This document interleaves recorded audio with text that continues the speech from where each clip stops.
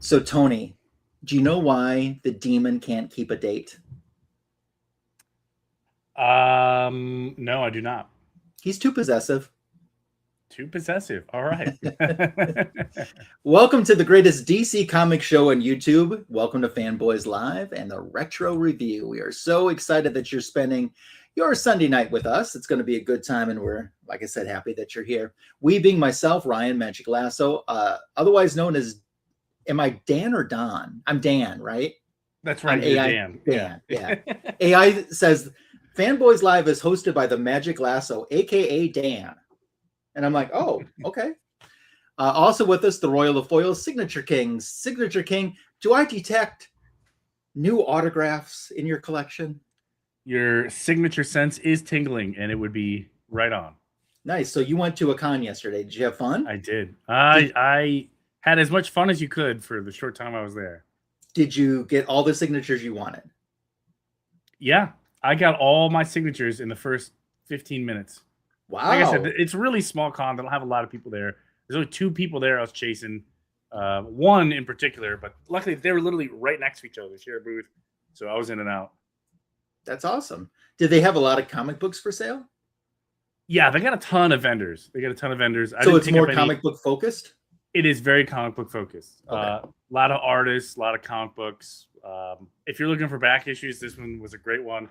Hershey Comic Con in Hershey, Pennsylvania. So if you ever get a chance next year, check it out. Cool. Awesome. I see in your background, again, you had the Dark Knights of Steel poster up. I do, yeah. So SK, Dark Knights of Steel 2 starts a 12-issue limited series on Wednesday. Are you picking it up? Absolutely. I have it pre-ordered. So nice. There's a one-shot that comes out before that, and I forget what it was. It's centered around Aquaman. Okay. But I pre-ordered that, and I pre-ordered from issue 1 on forward. So nice. Getting them all. I thought it was a great story. So yeah, I recently read the volume 1, and although it was a-okay to me a long time ago, but I recently read volume 1, and I just loved it. Yeah, it's a cool story. It's a really cool what if, you know what I mean? Yeah. I know that's a Marvel term, but we can talk about it. But. Elseworlds is what we call it in yes, DC. That's true. Elseworlds, yeah. Yeah. Not to be confused with Elsewhen, which is also Marvel. Kind of. Awesome.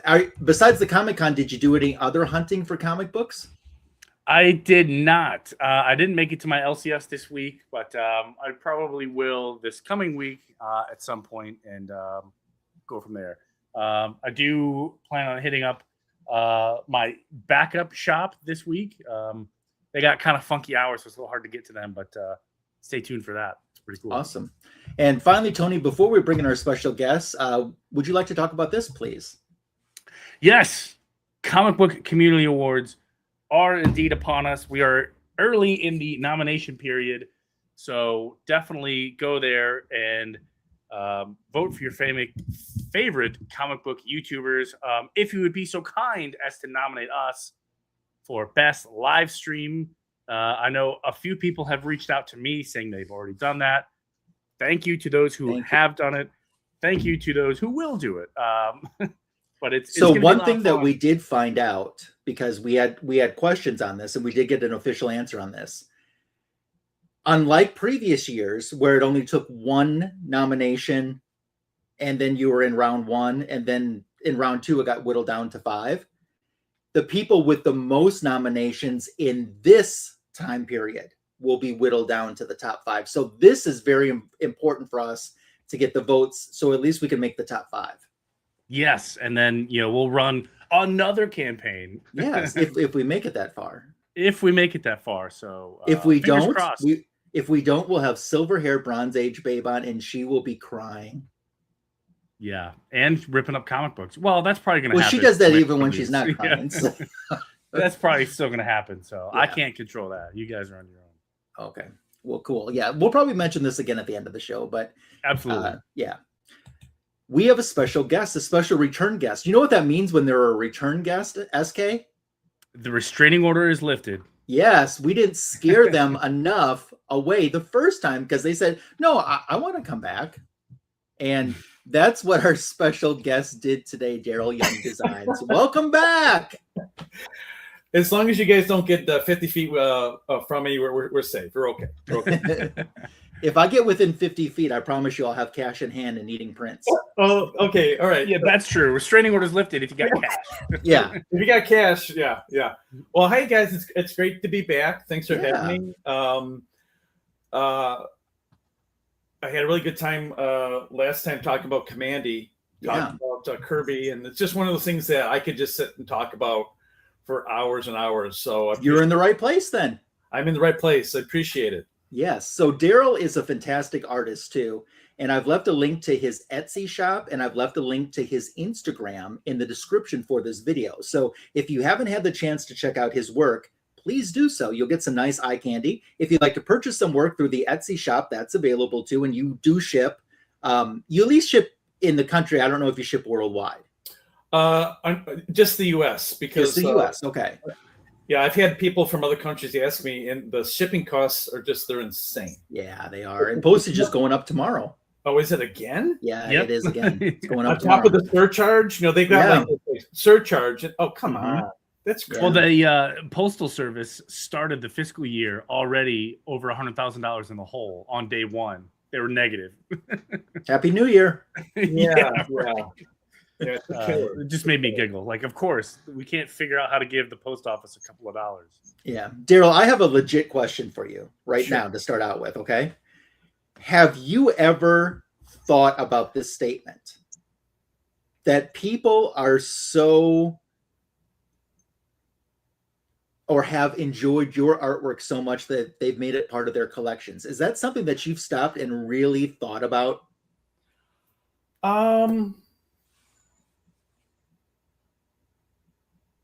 I had a couple times where it hit me really hard. That's pretty cool, isn't it? Yeah, and I don't want to be morbid, but I want to share this with you guys. Because like most artists, I'm in my studio or I'm in the basement of my house, and that's where I work, and that's where I spend a lot of my time. So the only time I really have communication with people is like when I do a show or something like that, right? And it happened to me at C2E2, the show that I finally got to meet you at. Yeah. It happened there, and it happened a couple of years ago where I had wives whose spouses had passed. But both times, the wives made it a priority to come to my booth, give me a hug, and tell me how much my work meant to their husbands. And that's not a small cool. I mean, that's not a small thing. That's huge. That's huge. So you're feeling, sorrow and empathy for this person but then for them to go through that and then come by and just say, hey, you know what, your work was throughout our house, or my husband would come and see you every year, and he really liked talking to you. So that's something I really carry with me. Yeah. When I'm kind of down in the dumps. Yeah, that's a good lift me up. So and because most artists, honestly, like a lot of art, we may have discussed this before, I don't know, but a lot of artists that you guys see like Artist Alley or some of these shows, this is not what we do full time, right? So most of my artwork is commercial art. Maybe a handful of people have seen it, and that's it. I can't even show it to anybody, right? Yeah. Because of you signed a non-disclosure, and so when I do the shows, it's a chance for me to share my artwork with people. That's fantastic. It's and like meeting somebody like yourself, that you came out of your way to come see me. That was my pleasure. So. That means a lot. I'll have a lot of people say, "Oh, I follow you on Instagram or I follow you on Facebook," and it always, that means so much to us. Yeah. Because we don't know. We're like, "Hey, man, should I even do this anymore?" Honestly, it does. It goes through like, is this even worth it? Yeah. But that's a great question, Ryan. That was a great question. Awesome. Thank you. And thanks for sharing those stories with us too. Yeah. Like I said, Darryl Young designs. The link for Etsy store is in the description for this video and Instagram as well. Just browse through, and next thing you know, you might find some of his artwork in your collection too. It happened to me. So I want to say hi to our live chat, but first I want to say hi to those watching on the Rewind. So if you're joining us on the Rewind, that's awesome that you said, yep, I want to click on this video and watch, and I appreciate it much. So hello to you. First up in the live chat, Muabunga, White Tiger, cool, calm, collected. How you doing, Ruby G? Hope you're doing fantastic. Super Russ 9000, what is up, 9000? Hope you're doing great. Always nice to see you. The Jackson Roy Kirk probably peeked to see if that silver hair Bronze Age babe was in here or not, and the coast was clear, so he's saying meow. So meow to you. Here we have KB Art. Darryl is an amazing artist and all-around good egg. I agree. Better than being a fried egg, I guess. Yes. or scrambled. Or scrambled. Or scrambled. Or boiled. I'm probably more of a boiled egg, yeah. Ryan, I got a great story for you guys concerning KB Art. He's my BFF since junior high. Tell us. And do you want me to wait? No, tell us now. Because it has to do with. Have you announced who we're going to be talking about? The series? Yes, we have. Okay, so I'll try to make it quick, but it's a great story. So KB Art is my buddy Kevin Barber. Hi, Kevin. And we met. Kevin and I met in junior high. Oh boy, I think it was 7th grade. We met in 7th grade, and that's when comics were not cool. This was like in the early 80s. Okay, and it was very rare to meet somebody who had the same interests as you. And I don't remember our origin story. Maybe Kevin does. Like I don't remember like how we first started hanging out or got together. I did, like maybe he had a comic and I saw it, or maybe he was drawn or something like that. But so I was the Kirby fanatic, right? And among the small handful of people who I knew who read comics, which is probably on one hand, of junior high and high school, it's probably only about 5 or 6 people. Everybody knew me as the Kirby fanatic back in the early to mid 80s. And I would go over to Kevin's house and he would come over to mine, and we would walk to the local comic shop together. A lot of good stories. But one day, God, how did this go? I'm trying to think if he came over to my house, and I can't remember if I was home or if he gave it to my mom. But he came over to my house and gave me the entire Demon run. Oh wow! This was probably like 82 or 83. Yeah. And so I get home, and I think he left it. And my mom's like, "Oh, Kevin came over and he left something for you. It's in your room." And I had no idea. I look, I'm like, "Oh," and like the whole run, And so of course I thanked them, and I still have it to this day. I still have it to this day, and 40 years later, or more than 40 years, and I said, for me it was gold, and I'm like, why did you give me this? I go, and I think actually that was my first exposure to Kirby DC.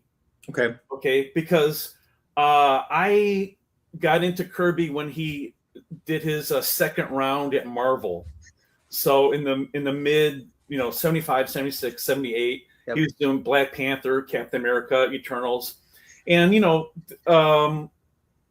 couldn't buy comics online. It was either, what you found at the flea market, or maybe at, I only knew of maybe 1 or 2 comic book stores. Okay. So I really had very little access to what Kirby did at DC, which was only a few years, prior to his Marvel move, but it was still hard to find this stuff. So I'm like, oh my God, why did you give me this? Why did you give me this? I'm so, and he goes, it was too scary.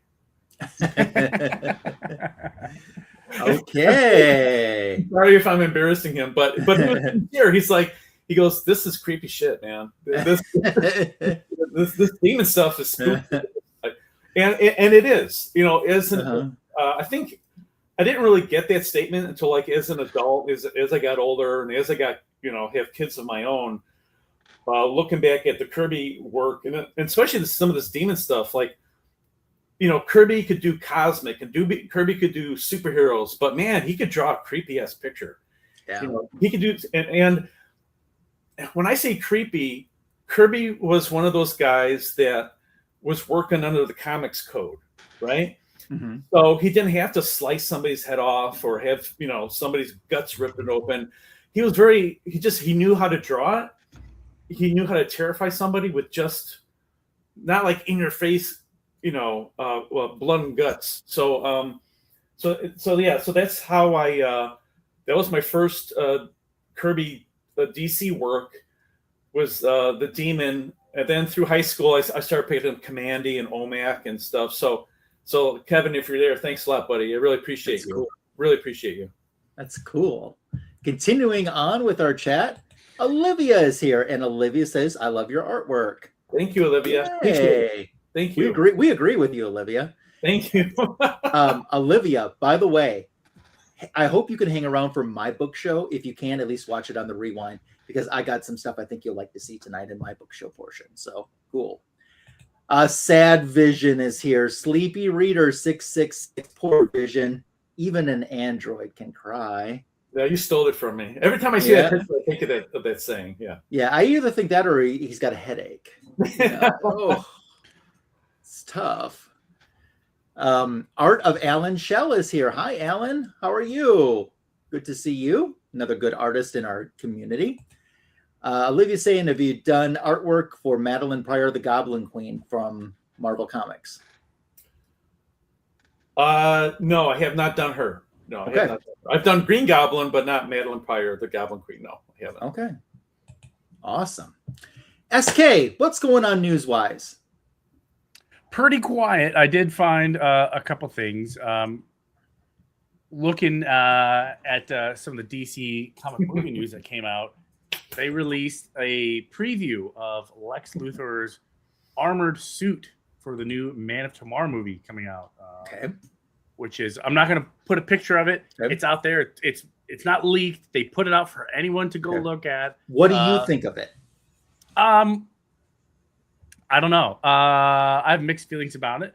This could just be like a Mark I variant. Mm-hmm. You know what I mean? Just could be like a first edition, and he's going to improve on it, which would make total sense. But it still does the purpose. Well, I don't know why he needs it. I'm not going to spoil. If you go look at the picture, the picture is in the background of something. It's obvious what it is. I'm not going to say it because there's some people who don't want spoilers, and I'm trying to respect that. But it's obvious they made one adjustment to the suit, and it makes sense for what the backdrop is that they made that modification. Could be something in the movie that they need to do that with. That would be super duper cool. But I guess time will tell. Okay. Darryl, I wanted to ask you, since we're talking about movies, did you get a chance to see Supergirl? Yeah, it's funny that you say that because I went to go see it with my daughter last night. Oh, what did you think? Cool.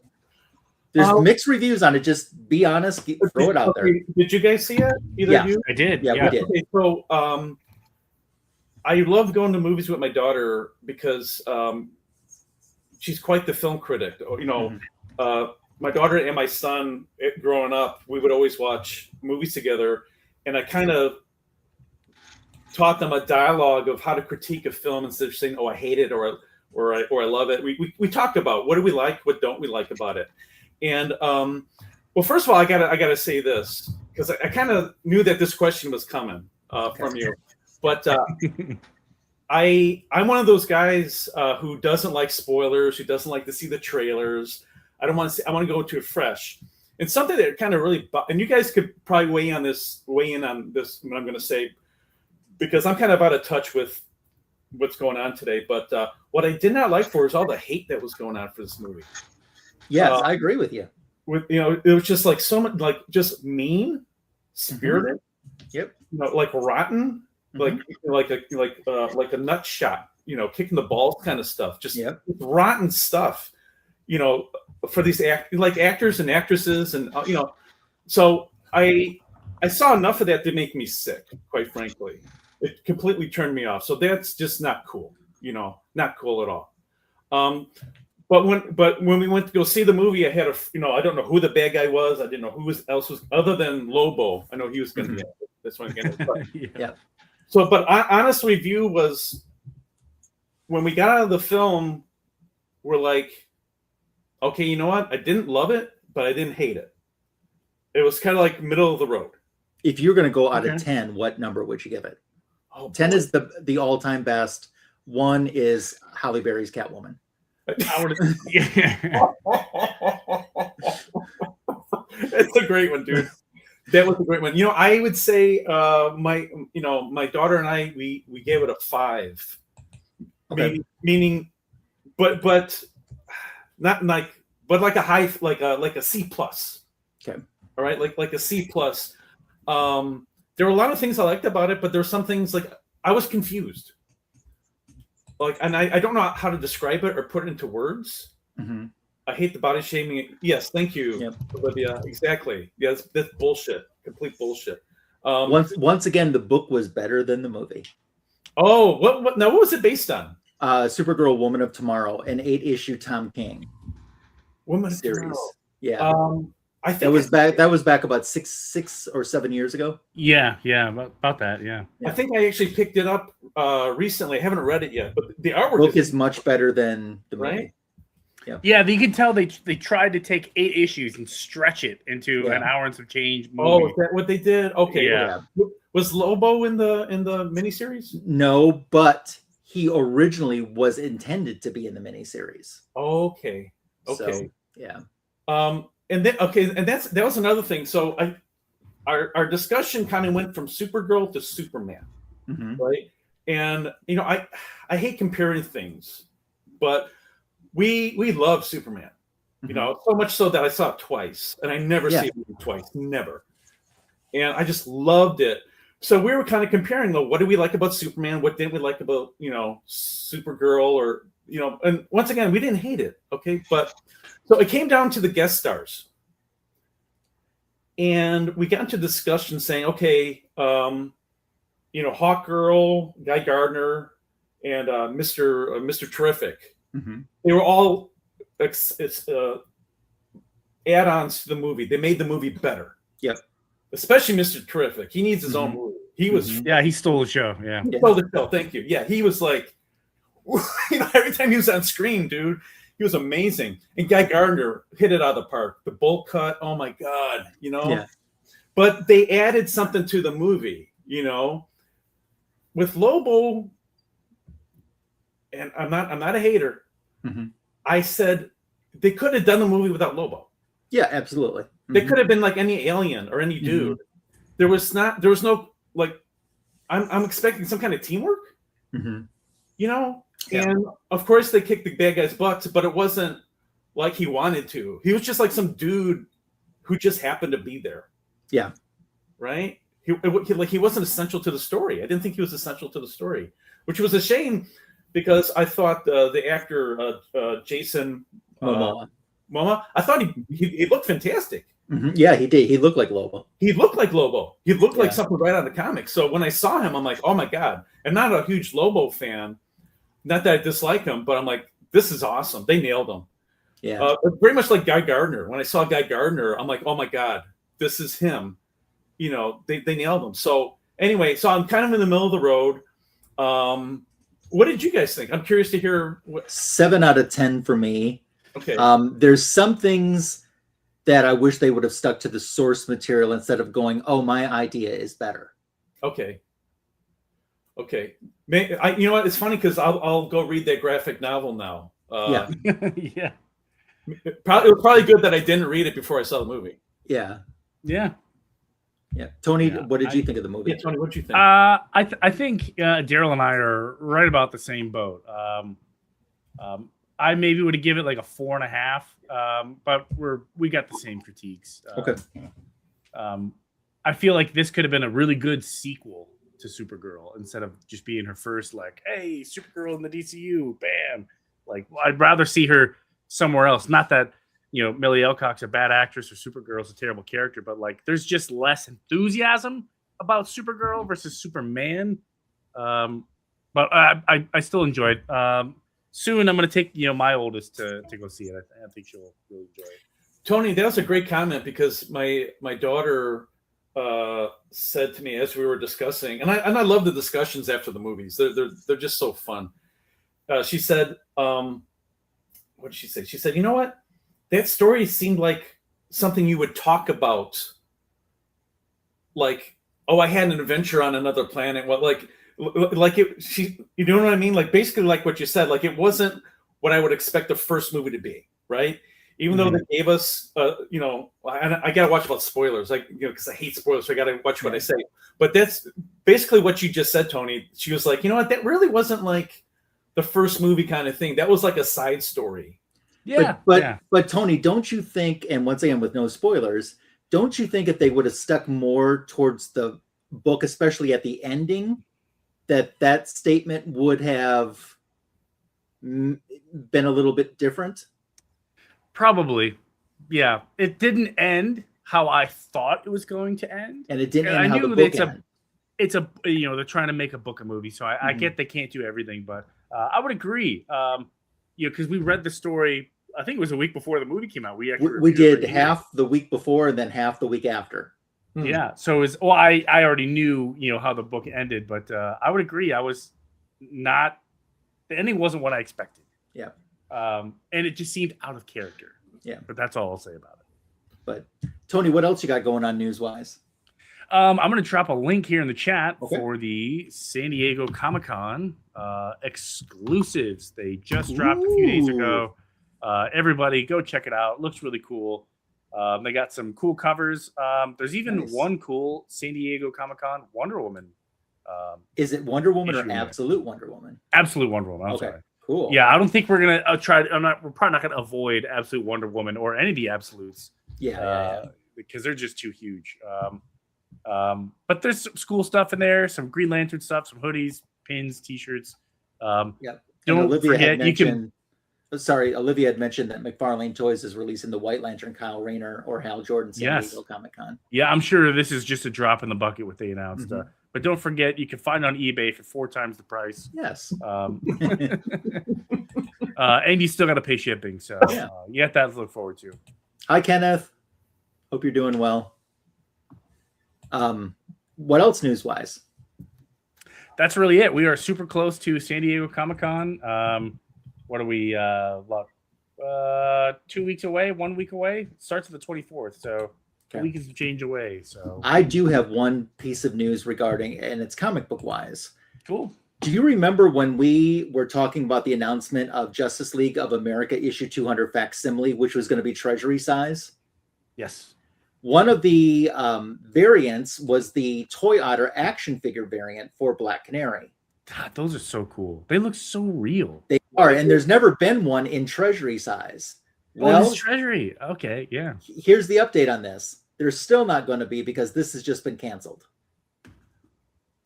But what this probably means is the cover will appear somewhere else, resolicited on a different book. And also regarding the Justice League 200 facsimile, it's going to be released July 29th now, which is a week later than it was original announced date. So cool. That wraps up our news portion. Cool. Tony, as you pull up the assist, Darryl, you are up first. Tell us why you picked the Demon tonight. Well, I think Kirby's Fourth World gets a lot of attention. The New Gods, Forever People, Mr. Miracle, and it's a wonderful epic, but it can be confusing to some people. Okay, it's some of Kirby's best work, but over the years, and I've been a lifelong Kirby fan. The things that I've been gravitating toward over years and years are these series that are kind of like self-contained, right? So last time I was on the show with Commandy, I loved Commandy because I loved Planet of the Apes. Growing up, I loved the Planet of the Apes, and Commandy was, you know, kind of like Kirby's riff on that, on steroids, because everything Kirby does is on steroids. But it was this self-contained universe. You didn't need to read any other book or know anything else. You could sit and you could enjoy it, and it was just straight on action adventure. Okay, it was just like an action adventure comic. Now with the Demon, it's kind of like the same feel. You know, it's not connected to any other part. I think the only connection that they might have, and if I say something wrong, you guys, somebody correct me. I think it's located in Gotham City. I It believe is. that Jason Blood is his base of operation is in Gotham, Yep. and that's the only Okay. connection to the DC universe whatsoever. But what I loved about this series is that it was Kirby's take on the supernatural, the occult, and we had like, and you guys would know better than me, but we had Swamp Thing. Do we have some other horror comics at the time? Or was horror kind of something that they were dabbling in? Probably House of Mystery, House of Secrets. Yeah. That's what I was thinking. Yeah. Yeah. House of Secrets. Marvel, I believe at the time, was doing, and once again, correct me if I'm wrong, like Werewolf by Night, Man Thing, Tomb of Dracula, Frankenstein. So horror was just, it was a genre that was kind of coming back in popularity. And this was Kirby's take on horror. And he had plenty of experience doing this genre in the Simon and Kirby days. They did, not only did they do, romance books and war books, but they also did horror books. And I've said it, I'll repeat myself, but, he was working within the code, so he could just frighten the hell out of you with a drawing. It wasn't somebody being butchered or anything like that. So, and very much like Kamandi, Demon is just it's a nonstop ride of awesome artwork. It's just like, it's true. It's something I kind of went back and reread most of these issues, before tonight. And something that I find amazing about Kirby is he will create an awesome character, an awesome monster, a villain, and then he'll just kill him off, halfway between the story or at the end. He's like, oh, whatever. Like you think, oh man, this is going to be a and then he moves on to something else, right? And he moves on to something else, and that is something that happens in the Demon. Is you see, there are a couple reoccurring characters, and we'll talk about that. But there's these really cool characters that I could see other people latching onto and just making a whole series from these things. So just his imagination is so fertile and explosive. Just a great take on horror. Great take.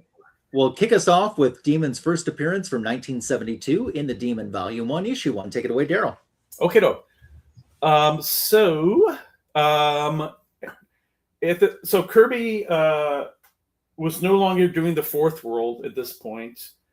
He may have been doing Mr. Miracle, but he was on to other things, and this was one of those things. It was the Demon, and we start out. And this is Merlin talking about his, the Treasured Eternity book, and there's something going on downstairs outside the castle. And look at this panel right here. Look at that. Page. Awesome. It's Camelot. It's the end of Camelot. Something's going to happen. Very cool. And look at this, page 2 and 3. Okay, how do you top page number 1? You flip the page and you see page 2 and 3. Okay, here's this incredible siege between the forces of Camelot and something else is attacking Camelot.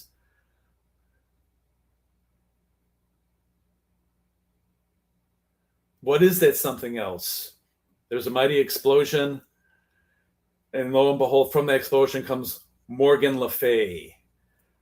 And Morgaine LeFay is she's like a witch or sorceress, sort of, like the arch, at least in this book, she's like the arch enemy of Merlin. Merlin has to safeguard his secrets and his spells and his knowledge from her. She always wants to acquire these things. And she's got these dark forces. And something really cool for me about Kirby is like he'll put little subtle things in. Like it was said that, like Merlin himself, she recruited beings that were not from the earth at all, but from someplace outside.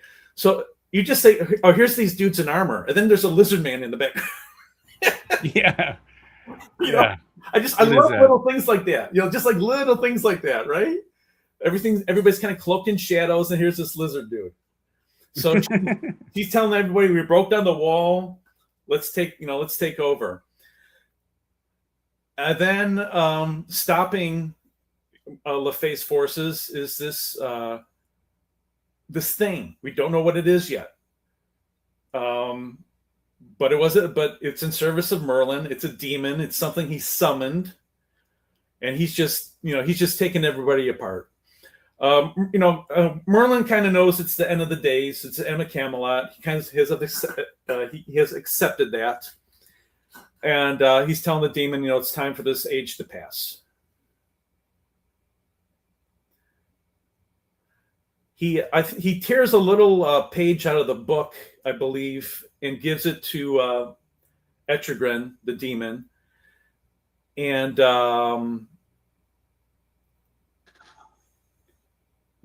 he kind of waves his hand and does one last shot in Morgaine Le Fay.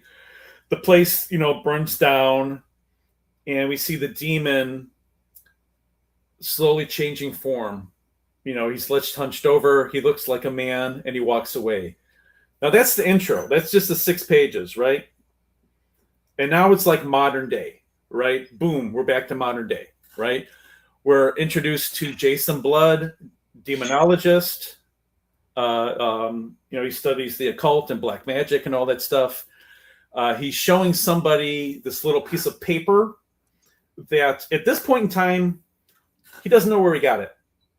Right? This was 100 years ago. We saw Merlin and the Demon. We're in modern day times.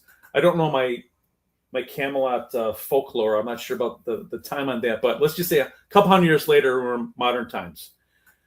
And it's Yarva Etrigan Demonicus. So funny story. When I first read this book many, many, many years ago, I think I was in middle school, I accidentally read it, Jason Blood, dermatologist. And I was like, what?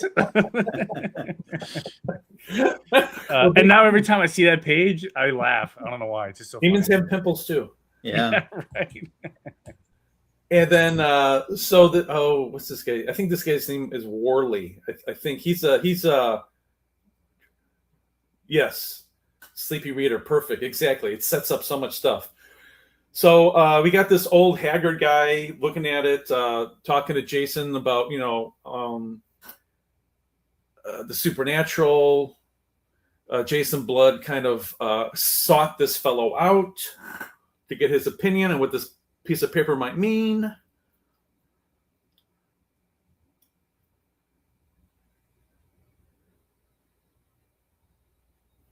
And that's great. Yeah. And I don't know where, kabam, a suit of armor comes to life and tries to kill Jason. Just I hate when that happens. Yeah, I hate when that. Yeah. Just a really nice action page. Jason kind of takes out the animated suit of armor, passes out.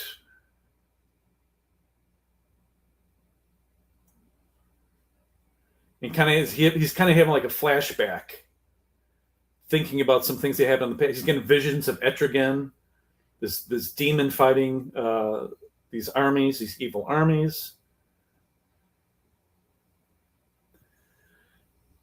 Jason is still knocked out. We see Morgaine Le Fay again. She enters the scene again. Remember, it's been a couple hundred years. And she takes off her mask, and she's this haggard old wrinkled crone.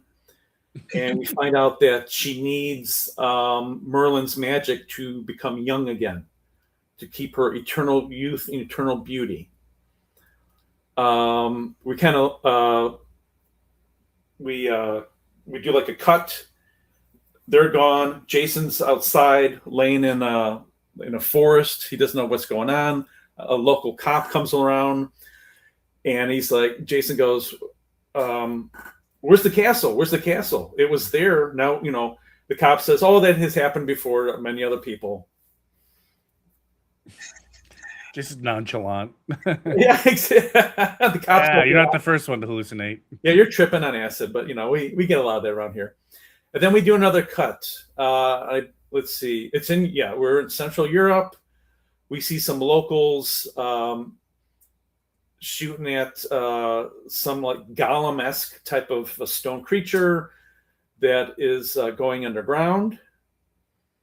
Another thing about the demon, it's got a real Universal Pictures feel to it.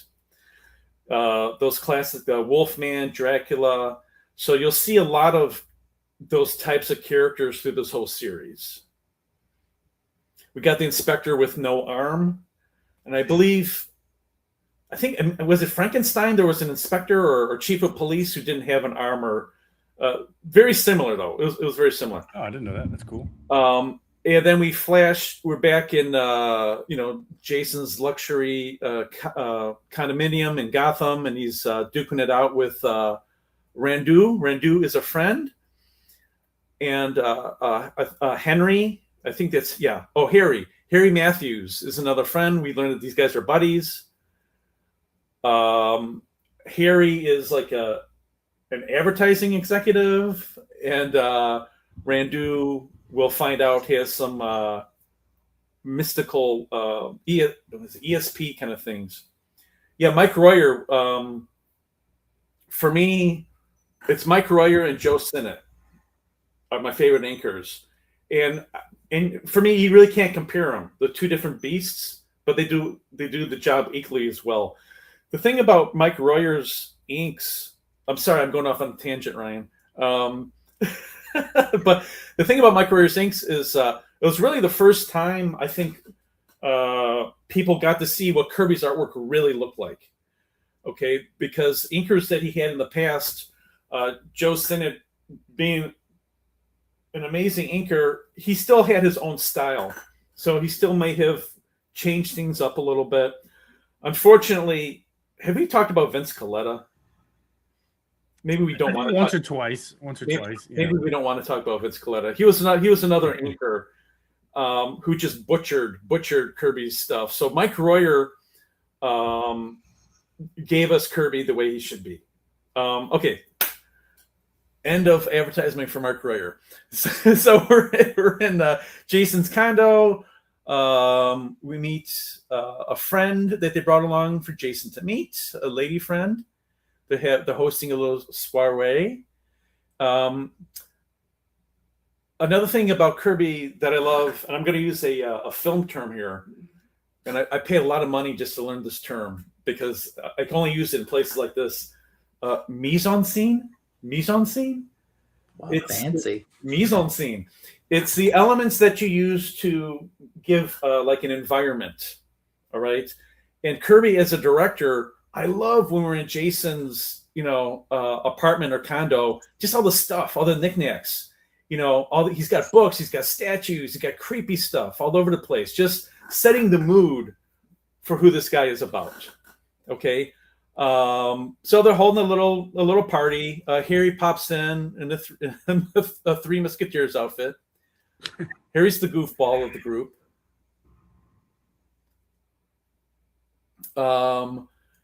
Oh boy, what is her name? The blonde lady? Yeah. Something Marks, isn't it? Marge, do you say? Marks. Something Miss Marks. Miss Marks? Something Marks. She is noticing the resemblance of Jason to all the portraits that he has of ancestors throughout his apartment. And she is saying something like, "Oh, it looks like you posed for this picture." And at this point, Jason really is not sure about his past, believe it or not. He really doesn't know what's going on. Is that Glenda? Is that her name? Glenda? I think so, because she's in My Story. Okay. Yeah, Glenda. She's in My Story too, but they refer to her as Mixed Marks. So I didn't get a first name. She's Glenda in mine. Glenda? Okay, all right. Okay, so thank you. So, yeah. And Glenda she's a reoccurring love interest for Jason. She pops up in a lot of stories. So a rap at the door. We see this big golem creature, which I love the shades. The shades in the scarf, or I don't know what you call that, but that's really gonna hide. He's gonna hide him, and he is summoning Jason to follow him to Europe. Cool. All expenses paid. All expenses paid. Yes. So Jason is talking with this this creature who is not responding. He's not talking. And lo and behold, in the next room, we have a one-way mirror. They call those? Is that a one-way mirror? Where Morgaine Le Fay is sipping drinks, and she's got some incense smoke in there. And her little crony, Worley is his name. They're checking Jason out and see what he's doing. And they're saying, okay, well, we got to follow him because maybe he'll lead us to Merlin.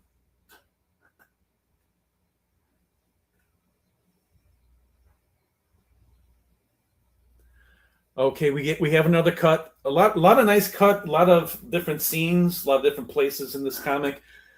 Jason and the unliving. That's what they call them, the unliving. They're riding horseback through a little village, and this is like something right out of a Universal film, right? It's just this little like Eastern European village. They're riding through it.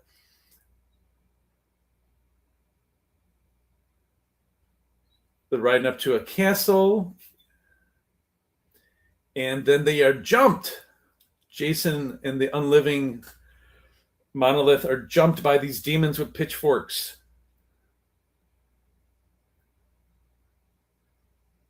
Taking some stabs at them.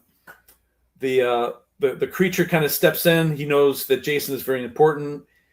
He's got lots of pitchforks in his back. He's kind of taking on the demons and telling Jason where to go. You need to go underground. Somebody's waiting for you there. So Jason is, crossing the barrier into the underworld. He still just thinks he's Jason Blood, just a regular dude who studies demons.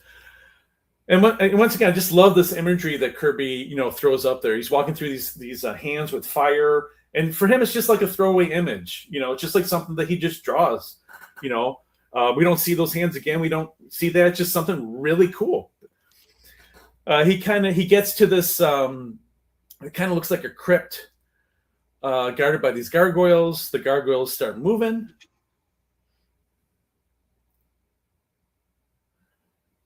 And I think once the gargoyles realize there's no threat, they go back into place.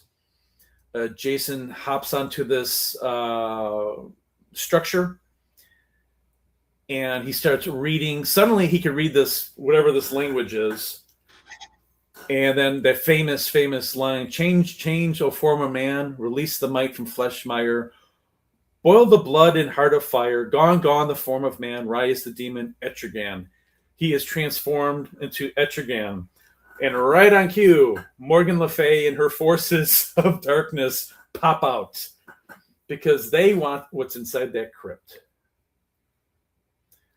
And there we go. There's our last page. What a wonderful, semi-splash page that is. Jason is taking on the demon forces, and then you got to buy the next issue. So I think that's a whole heck of a lot crammed into one. It is. One issue. We see what happened to. We see Merlin. We saw what happened to Camelot. We saw Morgaine Le Fay. We see this demon that Merlin summons. Then we go to the modern times. We're introduced to Jason and his friends. I mean, a lot of things are introduced. Very entertaining, and it really makes you want to pick up the next issue. Like, okay, demons. The demon's going to take on these the hordes of Le Fay, and what's the connection with Jason? We find that as the series progresses. Yeah. We, however, are not going on to the next issue. We're going to feel more in the future. We're going to, issue 6. Tell us why you picked this one, Darryl. Issue number 6, I believe that's the issue about the Howler. Yeah, the Howler. The Howler. And why I picked that was, I picked number 1 because it's an introduction. It lays the groundwork for everything.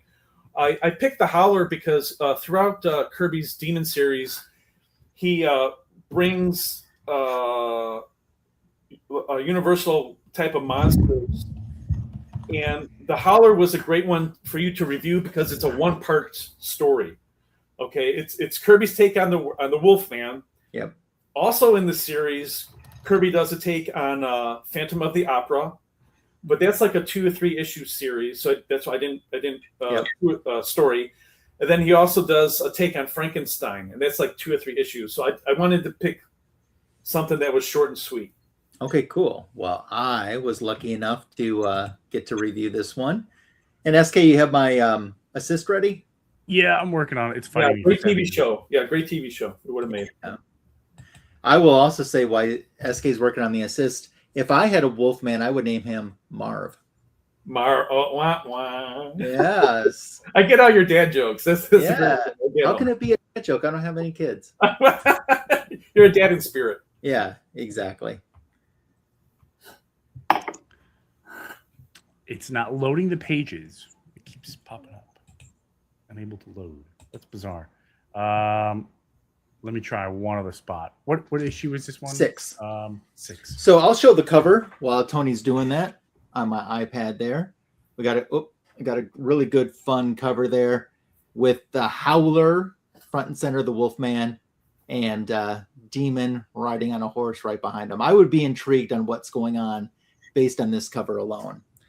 So we kick off the story with Merlin narrating on the first page, and he says, "It's terror in Transylvania. You know, it's this condition that I have just borne witness to, the occult creature of the night released by evil sorcery. The demon and I have encountered the most hellish night stalker of the netherworld, the Howler." And you can see he's howling like a howler does.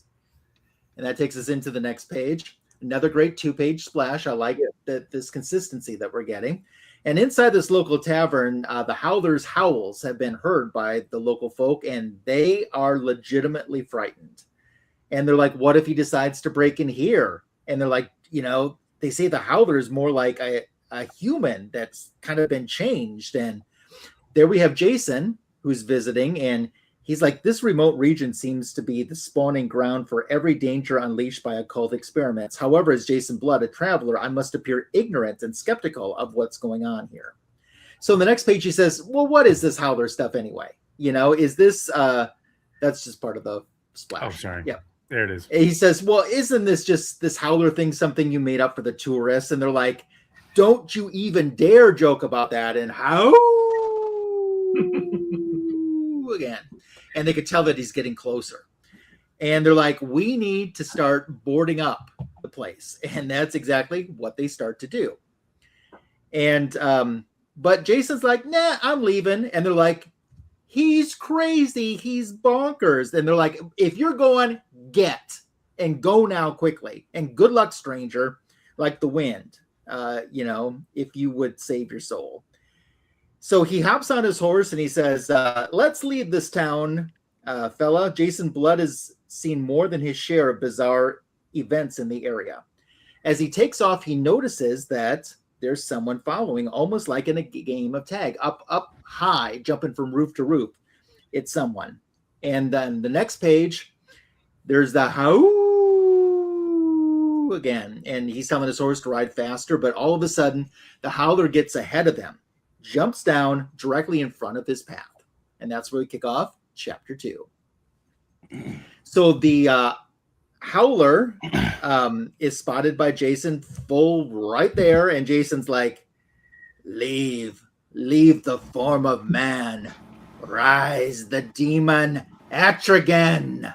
And he becomes the demon. Probably not in that voice, though. I like it. Yeah. Thanks. And that's my tribute to Lady Fantastic. Anyway, now he's the demon, and he jumps off of the horse as the horse kind of headbutts the Howler, and the Howler literally just takes the horse and, you know, tosses it away like it's nothing.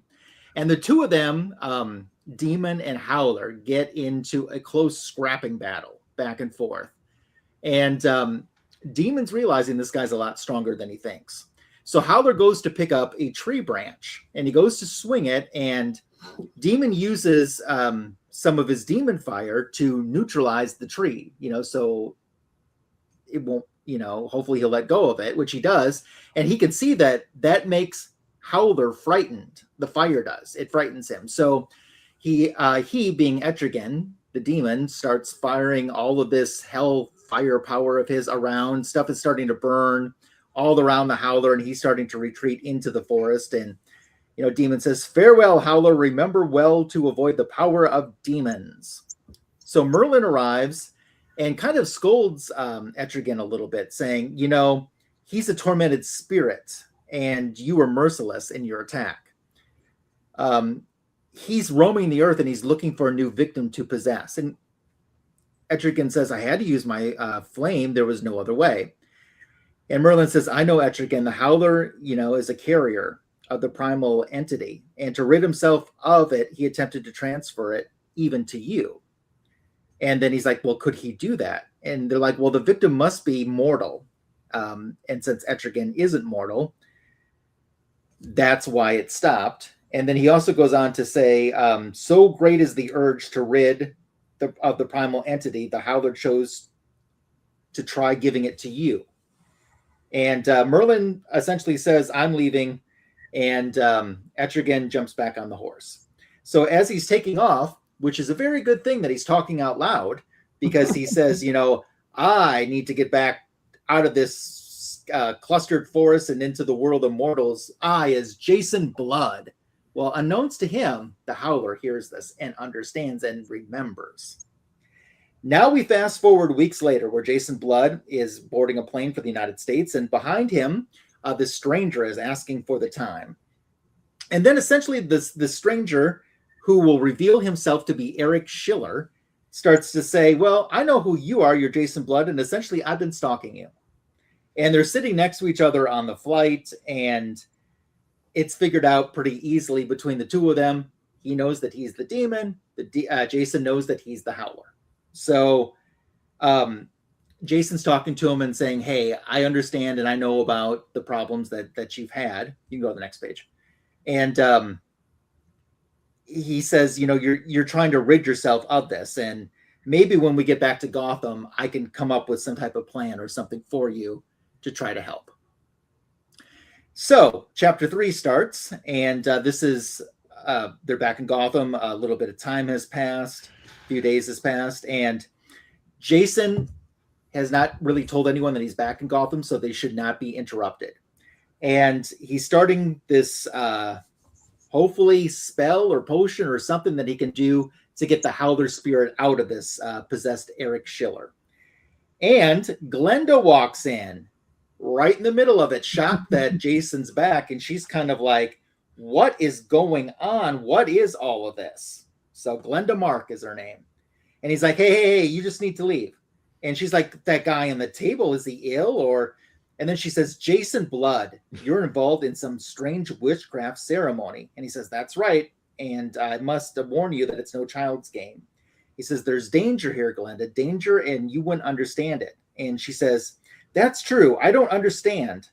I can respect a man who sincerely researches the occult, but to practice witchcraft? Well, and she gets interrupted by a huge crash. And he's like, oh, things are going bad. And he knows that the Howler is taken care of. So he gets Glenda and he tells her to run to the room behind. And he gets her inside of a safe. You can go another page. And it's got this big steel door. He says, you stay there no matter what sounds you hear. You don't come out until we come and get you. And she kind of says, be careful. And she's hearing all these sounds and doesn't know what's going on. So Jason Blood and the Howler are fighting it out. And he realizes at this point, if he doesn't summon the demon, he's about to get possessed and he's going to be the carrier for the Howler spirit. So gone, the form of man. Rise, the demon! Etrigan! Just in time to become the demon, and he starts firing his flame power at him to the point that it knocks the Howler right out the window. So the Howler is falling down. All these stories, remember, this is in Jason's apartment in Gotham City in the skyscraper. And he's like, well, he's dead or he's dying because I can see him changing. He's becoming Eric Schiller once again. And he's like, well, my work is done. I've destroyed the Howler once and for all. But this primal entity within his body, did it die too? Or what's going to happen? He's like, I'm just so weak. The tremendous amount of energy to generate those bolts of the demon's flame, I need to retreat and give way to my mortal brother, and I need to rest. So finally, Glenda's just banging on that door, wanting Jason to let her out. And the door opens and it's Jason. And he's like, you can come out, things are safe. And she's like, I thought I heard glass breaking. And he's like, well, it was this window. And he fell down to his death on the street. She's like, well, that's horrible. Does this have it? does this have something to do with that man that was lying on the couch? And he's like, poor devil.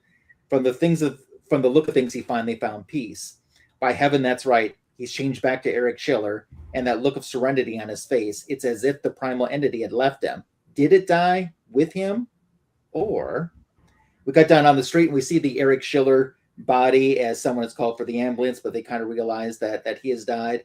And then this man that's hovered over him first that you see on that top panel there, he's kind of skulking away a little bit. While in the meantime, we're hearing the conversation between Glenda and Jason as she wants explanations and how he's going to have to explain this to the authorities. This man starts to say, something's happening, and I feel kind of strange. So I'm assuming they don't see him because they don't make any comment about him. And Glenda says, Jason, is the danger over? And he's like, I don't know if it's still present or it will answer itself soon enough, I guess. And then in the far off distance, sometimes later, and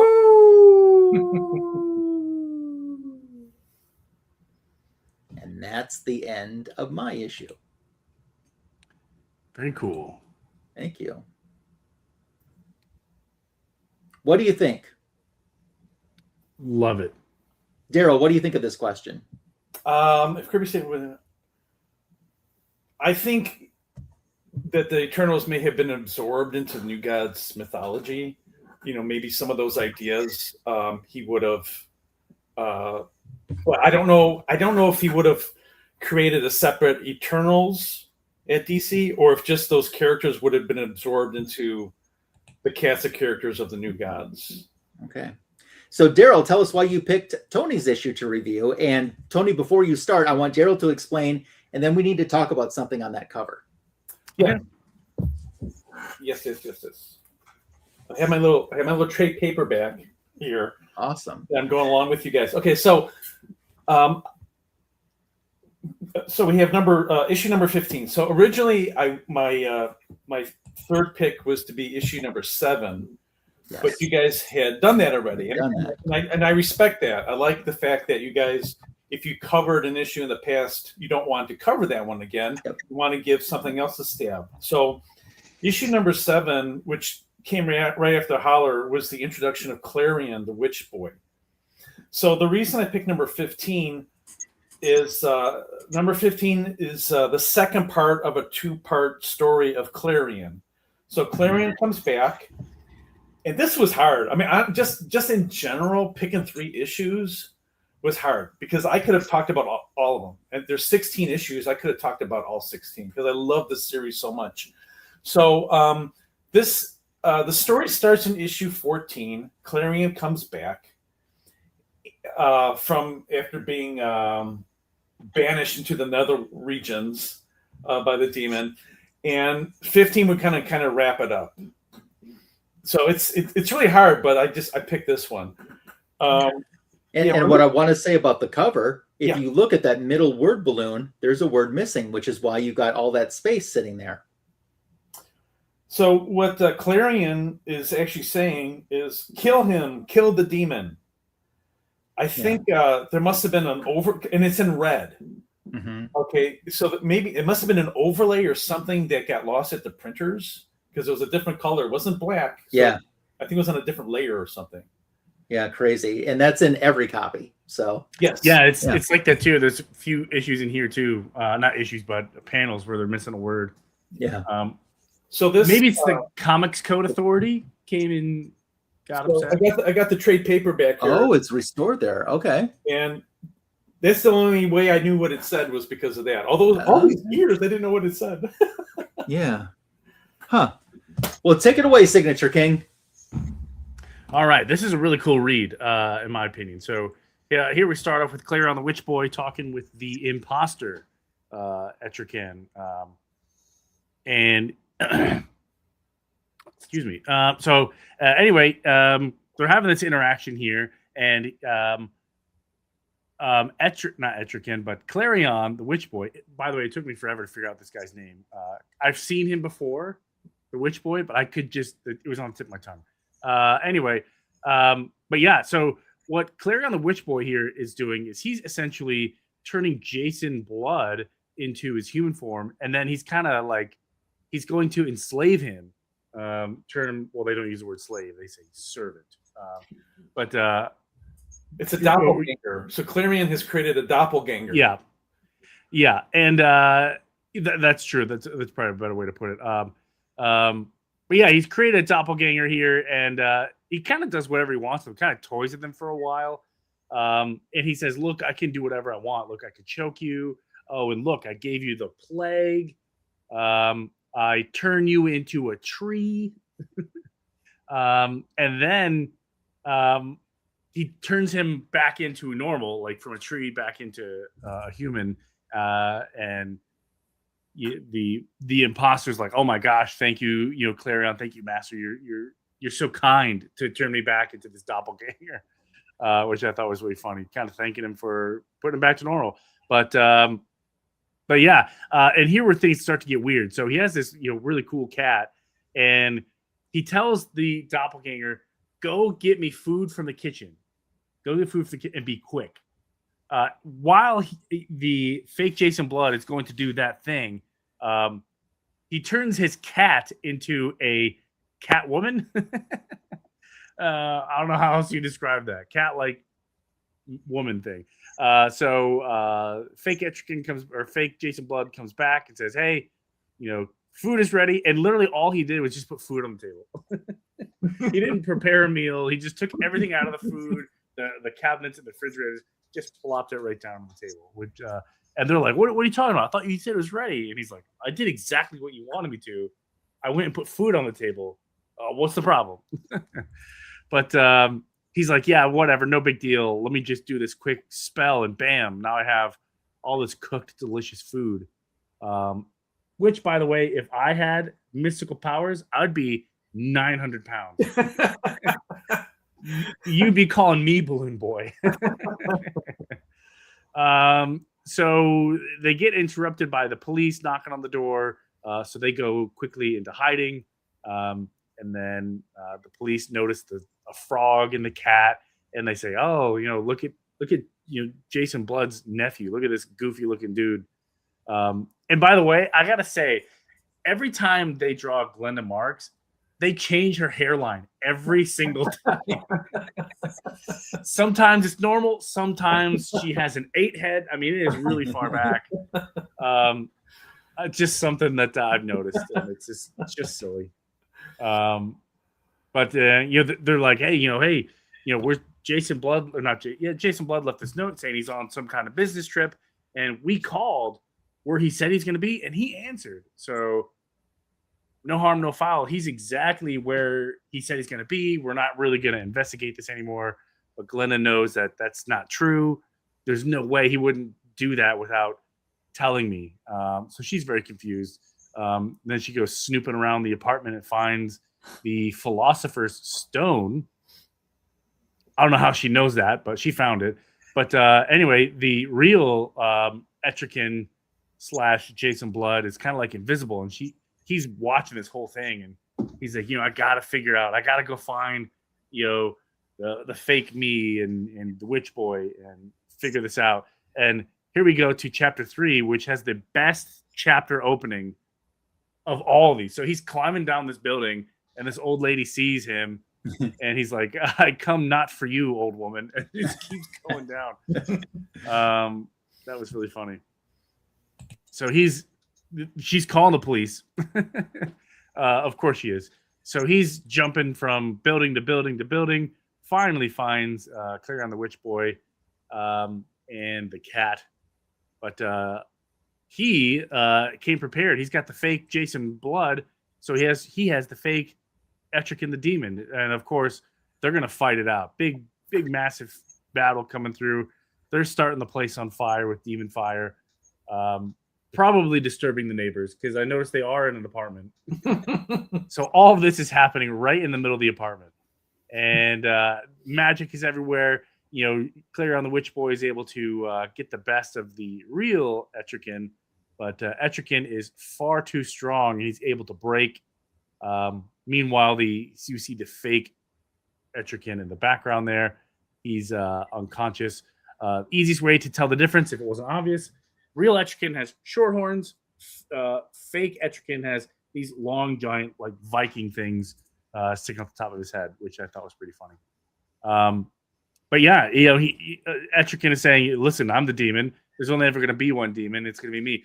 Meanwhile, Klarion turns him into stone, and he's thinking, you know what? I got him. I finally got this guy. But alas, he breaks out of being a stone, which I thought was pretty cool. So Etrigan's like, listen, you're way too dangerous to be left here on this mortal plane.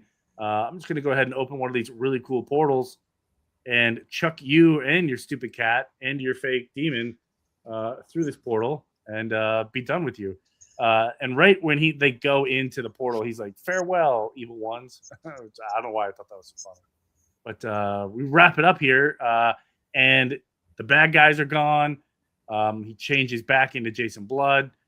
He gets a phone call. Oh, and he calls Glenda, and it says, hey, it's Jason Blood. Just wanted you to know that I'm right here. And that wraps up the end of this particular issue. All right. So let's talk about these 3 stories that we just thought. Darryl, your thoughts on these 3 and looking back at them. Someone mentioned in the comments that this would have made a great show. And it would have. As I read this, I just see... great ongoing TV show. Like, so if you're a fan of the Night Stalker, not Kojak, but Koljak. It's like a Polish name. The Night Stalker. Have you guys ever heard that? It was like a 70s TV show. It was like he was a news reporter investigating the occult and monsters and stuff like that. It starred the guy who played the dad in A Christmas Story. Okay. Can't remember his name, but anyway, this is kind of the demon is sort of along that vein. It would have made a great show. Unfortunately, the history of Kirby is a history of a guy who's always getting screwed over by somebody. He was always screwed over by his publisher or by his partner. And I would have loved to have seen this go like 40 or 50 issues. It was just, here's just the start. Here's just the beginning. I'm sure he had tons. It's like a teaser or a taster. So I just really wish I would have seen more of what he could have done with it. Okay. SK, I'm going to ask for your thoughts. First, I want to say hi to Angie23. How are you? And first she said, are you and your friends excited for Spider-Man? I am. I'll go see it. I am. I'll go see it. Yeah. I see DC movies with my wife and family. I see Marvel movies with my friends because we like to giggle in the back and be silly. So excited. Yeah. And hit us with your Star Wars question. We're really a DC show, but we're really trying to get votes for the Comic Book Community Award. So we're taking all questions. Anyway, SK, your thoughts? I love a good magic story. And I love Etrigan the Demon. He's one of my favorites. He's in my top 10 list for sure. I love Etrigan. I love Jack Kirby. So this is no brainer. I'm going to give it a solid 10 out of 10. Okay. Awesome. Our Star Wars question. Gosh, I have not watched Maul's Shadow Lord. I don't know. I think Keanu Reeves wants to play a different superhero. He wants to be Berserker. So I don't know if that's something he would be interested in. So, either one of you two have an answer to this? Because that's out of my league. Yeah, it's kind of out of my league as well. I'm not familiar with it. I used to be a big Star Wars aficionado until Disney took over and ruined it. But I think it'd be a cool cast, but I don't think it's going to happen. I have to agree. Warner Brothers has a contract with him for a while. This is what I'll say. Why is Princess Leia single? I don't know. She's looking for love in Alderaan places. Oh, my Lord. So I like these stories that we covered tonight. I really like the one that I got. And we always let our special guest pick first. And then I usually, most of the time, say, Tony, okay, out of these two, which one do you want? And I really got the story that I mean, all of them were good, but I really liked my Wolfman story and the Howling. And I just thought, sometimes comic books, they don't have to be this long 6-7 issue story. It's okay if they are, to have the space to tell a longer story. But sometimes a one-off story is just as fun as those long 6, 7, 8 issue stories too. And I think this was a good example of that tonight. Yeah. One question I do want to ask the panel, SK and Darryl. SK, we'll go with you first. Jack Kirby is his own editor. Do you think that's a pro or a con? Pro. I mean, he's on the comic book Mount Rushmore. Why change what works? I don't know how it worked back then with editing and stuff like that, but obviously he did something right because he was editor for a long time for other projects. So they wouldn't have kept him on if he wasn't any good. Yeah. Darryl, your thoughts? Oh boy, I'll try to make it short. I mean, what a lot of people don't know is Kirby was writer, artist, editor before the 60s Marvel, right? Mm-hmm. And publisher. He did it all, right? And he was credited as doing it all at his stint at DC, and then when he came back to Marvel. Now, I don't think he needed anybody to tell him what to do, put it that way. Mm-hmm. And the stuff at Marvel, and we're going to get some angry people out there. He wrote all those stories. Yeah. The stuff in the 60s, he wrote all that.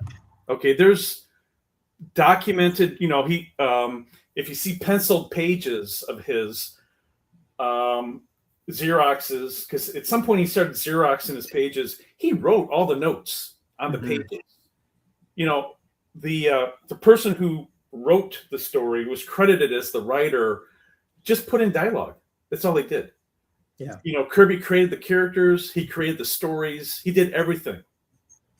Just needed a continuity guy sometimes.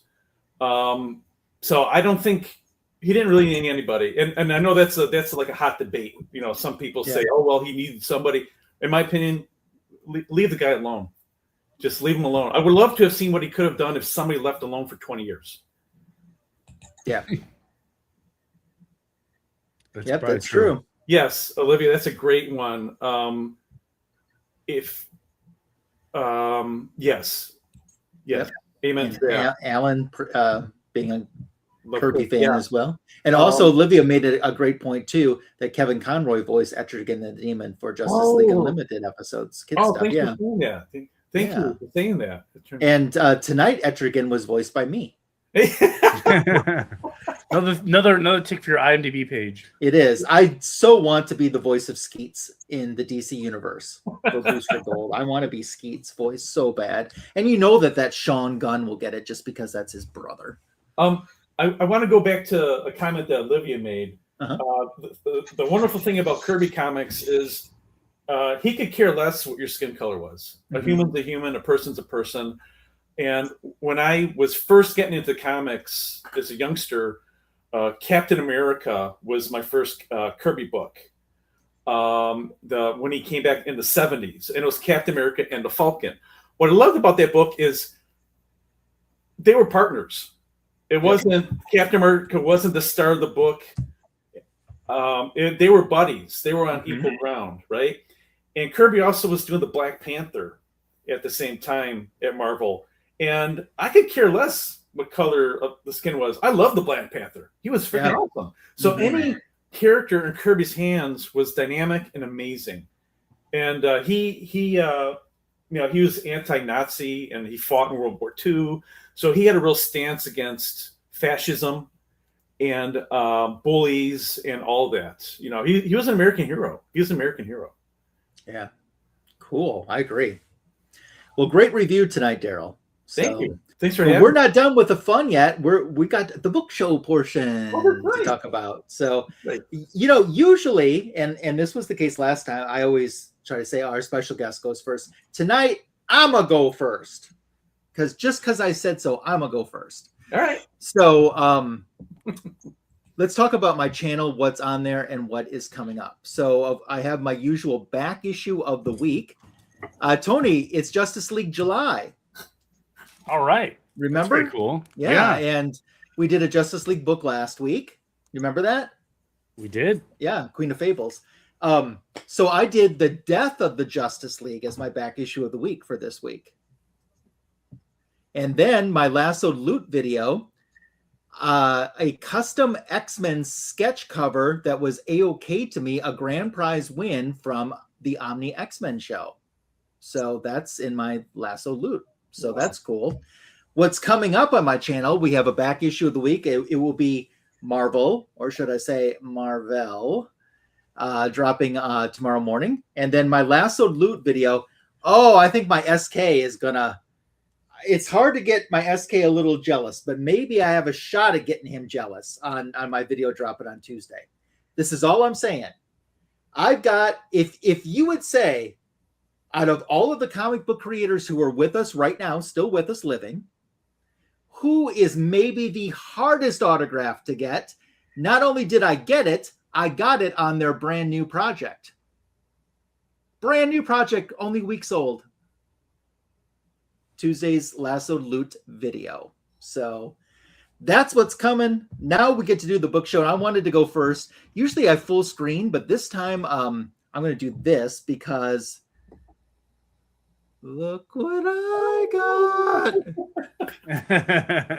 This is one of Darryl's, also sells buttons too, besides the prints. And I have my Wonder Woman for President. We need a hero. And if you're going to get that, you got to get your Cheetah. Yeah, they gotta keep each other company. Bad kitty. And these two, along with more buttons, some Marvel ones that I bought, are on my backpack. I actually took them off my backpack just to bring it on the show. But I take that backpack to work every day with me. And many times people are like, that is so cool. I've never seen that. And I'm like, my friend did that. That's awesome. Check out his store. Yes. So I wanted to share that once again. You can get these in Darryl's Etsy page, which is linked in the video, or you can just follow him as well and show some support that way. And I want to show some comic books too. And I think I've shown these before, but I'm going to do it again. I'll go full screen for this one.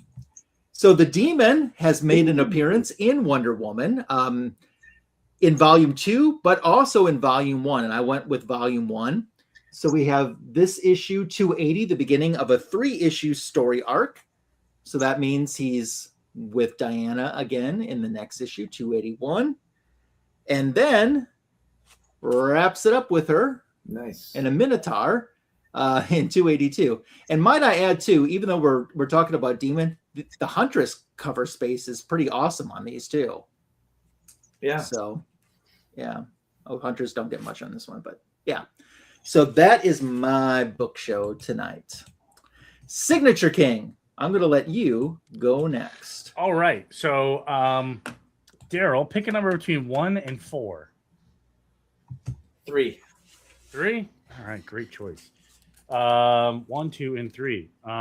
So I went to a Comic-Con local to me, and I got a couple signatures. I wanted to get one person in particular because they are not getting any younger. They live really far away, and they do like 2 conventions a year. And none of them are anywhere near me. And finally, they announced that they were going to come here locally, thanks to Brett Breeding, who wanted them to come with. So thank you, sir. So I got this great signature. It's a little hard to see, but I still love it. It is David Micheline, who wrote the Doorway to Nightmare, nice. First appearance of Madame Xanadu. And it looks beautiful. A little hard to see. I'm going to hook you up with a bonus show. I don't want to give it all away. So here is this book. This one is not signed, but I'm still going to show it for now. So this is like the most printed comic book ever. I mean, there's probably a million of these. People collect these as a joke, right? Well, David Micheline also wrote this. So I decided, why not? Let's take the meme to the next level and let's get him to sign one.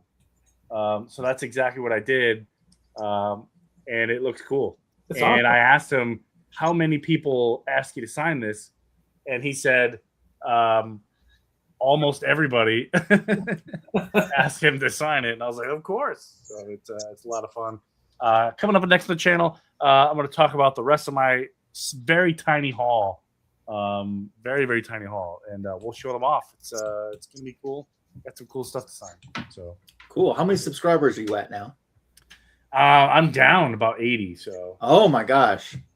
Yeah, I got to figure something out. You have to put out some content there. So. I was neck and neck with Sig Slayers. We were about 500 subs away. Now he's almost at 30,000. Oh man. So I better step it up. Yeah. Darryl, do you have anything first that you want to promote, even if it's a convention appearance or any other appearances on YouTube or anything? Not really. I Okay. didn't do a lot of shows this year, and I'm from the Chicago area, so I usually do shows in the area. I'd like even like craft fairs. I do craft fairs in the area, so nothing big. I will be at C2E2 next year. So hopefully I'll see you next year. Yeah. It's in March or April. I can't remember, but it's always like the week before Easter. Yeah. So I'll be there next year as well. Cool. Awesome. What did you bring to share with us today? Ooh, so I brought, for Commandy, I had the artist edition, the Jack Kirby artist edition. And they weighed like 50 pounds. So this time I've got the Jack Kirby pencils and inks. Wow. This was published on the back IDW, DC Comics, and the Jack Kirby Museum all hand in hand in this. This was $50. This I think might be hard to get at this point, but like if the house is burning down and I had to grab like 10 books, this would be one of them. I love this because it's reprints or I'll show you an example. Oh, here. Oh, this is perfect. Remember how I was telling you at some point? Oh yeah. When Kirby was working at Marvel in the mid to late 60s, I believe he started Xeroxing. I think his son was working at Xerox and got a machine for them. And so this book, Jack Kirby Pencils and Inks, has the full issues of Commandy, Demon, and OMAC #1 in pencil form and in ink form. And oh my God, I mean, this is just, I wish I had this when I was a kid. Just the study. And if you look at Kirby's pencils, they're so freaking tight. How can you screw up a Kirby pencil page? How? Yeah. I mean, it's gorgeous. It's so tight. How do you screw that up? But anyway, one of my favorite books, if you're a Kirby fan or just a fan of original artwork, this is just amazing. And historic. What a historic, the value of this thing. So that's one from my library. Yes. Nice. Do you buy or have you bought those Kirby collector magazines?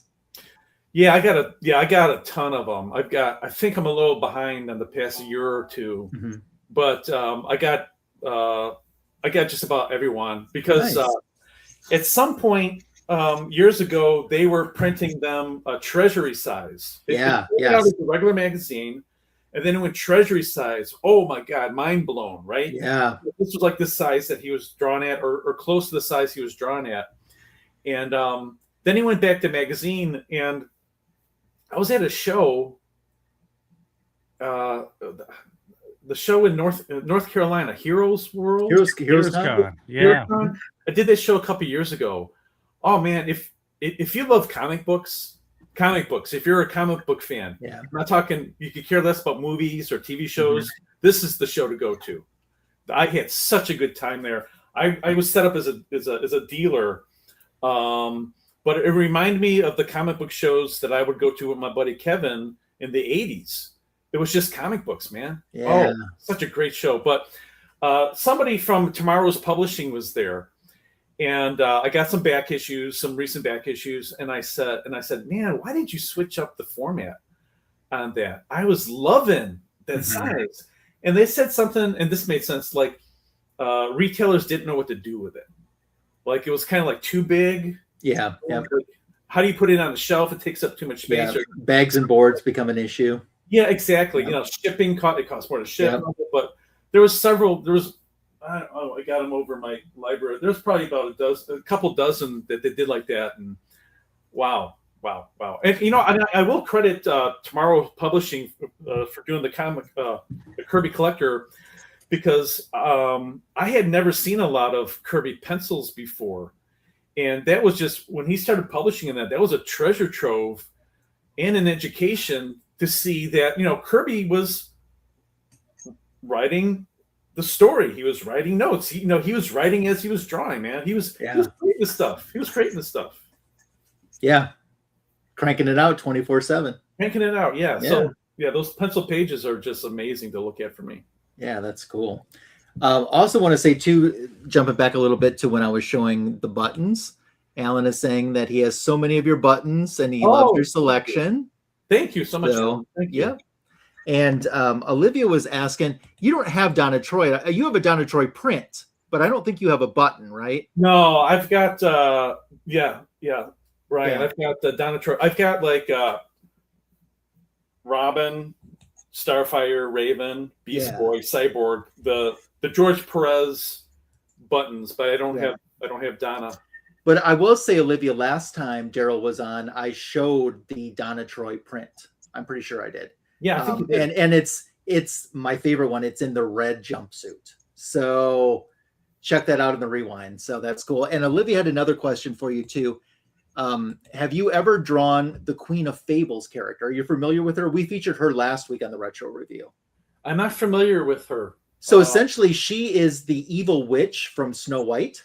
Okay. And she gets brought out of the storybook, and she believes Diana to be Snow White, just in a different costume. And so she must kill her. Okay. So is that a recent character, or has she been around? About 25 years? Oh, that's 26 years, but they didn't do a whole lot with her. Okay. Yeah. No, I haven't drawn her, but thank you for asking. Yeah, and Olivia said she's getting a Wonder Woman button. Oh, thank you, Olivia. Awesome. Thank you. Yeah. Thank you very much. I have to ask too. This time, Darryl, I think you're expecting it, but I'm not gonna unleash it on you. But last time I had like this want list, request list. Have we gotten any further on that? I haven't gotten what does he have? He has it. Oh, there. I have it right next to my desk here. Okay. Huntress, Isis, Infinity Inc. Yeah. And Cheetah. Yes. Although I wouldn't mind a Justice League Detroit. What's that? Although I wouldn't mind a Justice League Detroit. Oh, okay. So. Sure. Did you have any other ones on the wish list? No, I'm just waiting for those. But have any of them put been Black Adam on the list? Black Adam. Okay. Yeah. Have any of those kind of been floating around anymore in your mind there? No, they haven't, because I've been busy with other things. But I think I told you last time, of the list that you gave me, I would love to do a Cheetah. Yeah, I think Cheetah would be fun. I would love to do a Cheetah and a Giganta. I love Wonder Woman's like Rogues Gallery, the old school Rogues Gallery. Yeah, love that. Yeah, that's fun. That's cool. Awesome. Yeah, well, awesome. Anything else that you guys want to mention? I do want to say that at home, if you'd like to do an at-home book show and share something with us, you can share your DC comic item with us on Instagram. Just use the hashtag #FanboysLive in the Retro Review. We'd like to see what's in your collection too. So, Tony, let's talk about the Comic Book Community Awards once again. Yes. Definitely, there's a link. We are trying to get best live stream, but we'll take what we can get. We're not picky. Yeah. But keep in mind, this is. I feel like most of our nominations have been best live stream. It's broken down by subscriber. You don't need to know that, but all you need to do is click on the link, go to the drop down tab, which says nomination. Find a best live stream. Type in Fanboys Live, the Retro Review. And yeah, we need all the nominations we can get, because that's what's going to get us to the next round. Yeah. Which if we don't get it this time, we don't go to the next round. Yeah, we don't get it the next round. There's no losers bracket. There's no best of the worst, which I think we would also win. Right now, we are award wishing. We want to be award winning. Yeah. Yeah. Who knows? If we win, maybe we'll do something cool. Maybe we'll do something cool. Alan voted for something. I seem to remember that last week when we were asking. Alan was he's nominated. I don't know if he's noticed. I nominated Alan. I also nominated Alan. I know of 5 others that have nominated Alan for something. So yeah, Darryl. By the way, Alan, and his channel is Art of Alan Shell. He has started this really cool series called Cover Lovers, where he'll have a guest like Tony has been on and I have been on. Like for me, it was Bronze Age Wonder Woman, and I give my top 10. What I think the top 10 best Bronze Age Wonder Woman covers are. He gives his, then it goes in the computer, bing, bing, boop, boop, boop, boop, boop, and then the ultimate list spits out of the ultimate top 10 covers. So it's a really good show, and you'll see a lot of, I see covers and stuff that I've never seen before, and it's fun hearing other people. So highly recommend that if you got a little time to check out Alan's channel. Thank you. I will do that. Actually, let me put it up here real fast. Just to make sure people understand here. But yeah, once you go to the Comic Book Community Awards here, you click on nomination, and it's very easy. Just log in with your email, pick best live stream, and type in Fanboys Live in the retro review. Oh, it is not. It's not working. Thanks, Kevin. Stuck. Thank you. Anyway, it's frozen, but you get the idea. Click on nomination ballot, and you figure it out from there. But it's fun. It's just a little way for us to get back to some of the people who create content and really find out who's the best. Alan, I'd be happy to. Okay, you two should talk. If you're hinting, I'm answering you right now. I'd love to talk Kirby. Oh yes, I have to get the group Teen Titans one that does have Donna in the red jumpsuit too. That I don't have yet, but that's on my wish list, or I should say on my to get next list. So 2027. Yeah. Kirby Mania, awesome. And Olivia, thank you so much for voting. And on behalf of Silver Hair Bronze Age Babe, I know she thanks you too. Yeah, Olivia, I heard you mention there that Kelly Thompson said that we need a Wonder Woman animated TV series before Absolute gets her own. They kind of promised us one of those years ago and never delivered on that. So, but that would be pretty cool. Okay, so you've all been watching the greatest DC comic show on YouTube. Even greater when Darryl Young Designs is with us, and you'll come back again in a few weeks. I would love to if I could talk about it. I would love to discuss OMAC. Okay. I'd love to do a show on OMAC. There was only 8 issues, so okay. We could cover almost half of OMAC. We could. And then I would love to do like a Kirby odds and ends. Sure. With some of his I got to cover. I don't know if you guys ever did. There was DC first issue special. We have done some first issue specials. You guys talked about Lady Cop. Was it Lady Cop? Yes, Lady Cop. Lady Cop is one of our most memorable episodes. Yes, but he did a book called Atlas, which was his take on Conan. Yes, I remember. We got to talk about that. Okay. So I'd be happy to pop up again. So awesome. Thanks for asking. Great. Then you'll see Darryl again. Thank you for your time tonight, though. We always appreciate it. Absolutely. And thank you for watching. If you watched on the rewind and made it all the way to the end, well, we'll give you some applause there. Thank you so much. It's been the greatest DC comic show on YouTube, Fanboys Live and the Retro Review, and we will catch you friends next week. Until then, stay happy, healthy, and safe, and good night.